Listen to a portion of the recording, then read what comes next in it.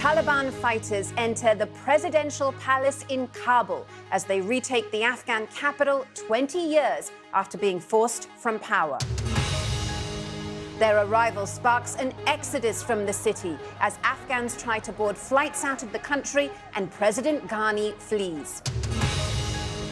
Embassies are closing, diplomats are flying out, leaving Afghan civilians and former top officials fearing what lies ahead.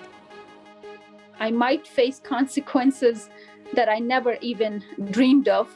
And I guess that's the price that we pay for trying to make this world a little better. Let's have a look at today's papers. Front page is dominated by one story, which, of course, we're covering here on Breakfast. The fall of Kabul is the Guardian headline above a picture of Taliban fighters.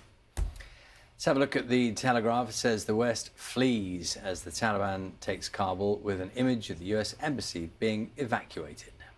The Mirror reports that paratroopers have been sent to protect Kabul airport while 6,000 Brits try to leave the city.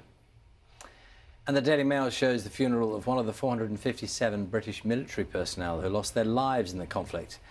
And the paper asks that question: what did they all die for?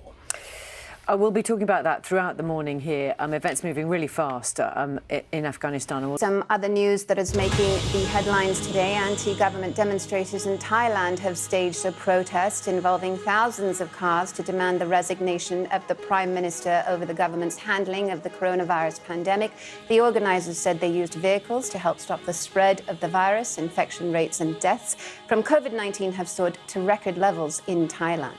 Canada's Prime Minister Justin Trudeau has called an early election for September the 20th. He argues that he needs a new mandate to ensure voters approve of his government's COVID-19 recovery plan. Polls suggest that Trudeau's Liberals will win their third consecutive election, but may not regain a majority, leaving him reliant on other parties to govern.